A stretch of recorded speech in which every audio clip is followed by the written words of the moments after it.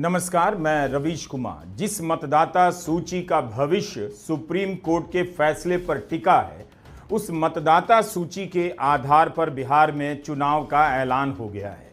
ऐसा नहीं है कि एसआईआर की सूची बन जाने के बाद सारे सवाल खत्म हो चुके हैं, बल्कि कई सवाल तो नए सिरे से उठ रहे हैं जिनका जवाब नहीं दिया जा रहा है, और जवाब दिए बगैर उन सवालों को समाप्त मान लिया जा रहा है। मुख्य चुनाव आयुक्त एसआईआर का जश्न मना रहे हैं, अपनी उपलब्धि बता रहे हैं और बिहार के एसआईआर को देश के लिए प्रेरणा कह रहे हैं।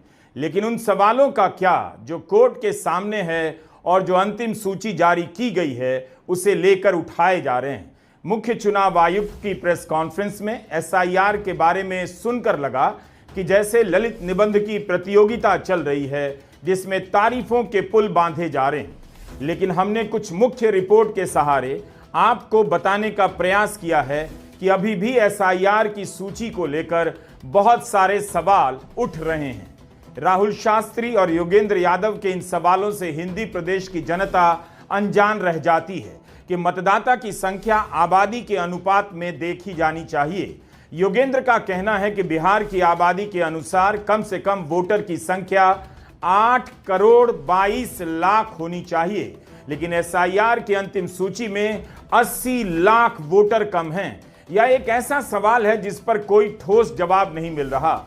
80 लाख वोटर कहां चले गए, क्यों नहीं मतदाता सूची में उन्हें जगह मिली है? योगेंद्र यादव का यह लेख आज के इंडियन एक्सप्रेस में छपा है। हिंदी के अखबारों में तो ऐसी बहस भी नहीं होती।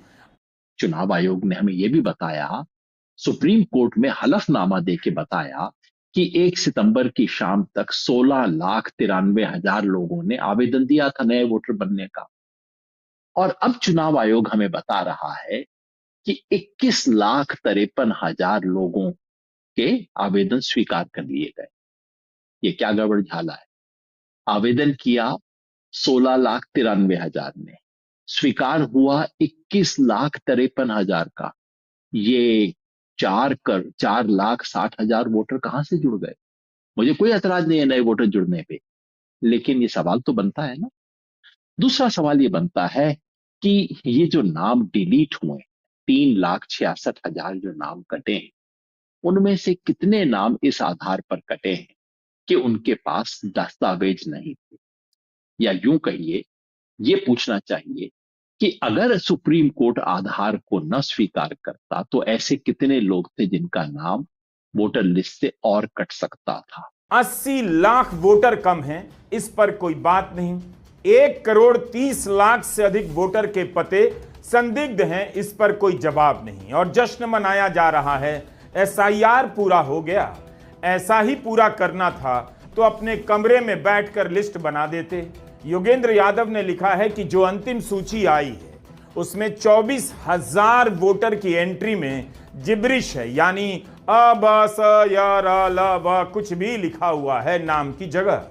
इस टाइप की उलूल जुलूल एंट्री है। स्त्री, पुरुष और ट्रांसजेंडर के अलावा 6,000 वोटर का लिंग किस श्रेणी में है पता नहीं चलता। 2 लाख से ज्यादा वोटर के पतों के आगे कुछ भी नहीं लिखा है, या मकान का सही नंबर नहीं है, योगेंद्र ने अपने लेख में बताया है। देखा जाए तो बिहार में 24 लाख घर ऐसे हैं जहां 10 से अधिक लोग रहते हैं। चुनाव आयोग खुद ऐसे पतों को संदिग्ध मानता है, लेकिन इस तरह के पते वाले वोटर अंतिम सूची में आ गए हैं। इन उदाहरणों को देते हुए योगेंद्र यादव का कहना है कि क्या इस तरह की सूची को आदर्श सूची आप कह सकते हैं? योगेंद्र यादव ने प्रोविजनल तौर पर लिस्ट के अध्ययन के बाद यह सब लिखा है कि इस हाल में सूची को देखना उदास करता है। डुप्लीकेट वोटर की संख्या 5 लाख बताई है योगेंद्र ने, लेकिन रिपोर्टर्स कलेक्टिव की आयुषी कार और विष्णु नारायण ने अपनी जांच में 14,35,000 वोटर का डुप्लीकेशन पकड़ा है। यानी इन मतदाताओं की एंट्री में वोटर नंबर अलग अलग है, मगर वोटर का नाम और माता पिता का नाम हूबहू दिया गया।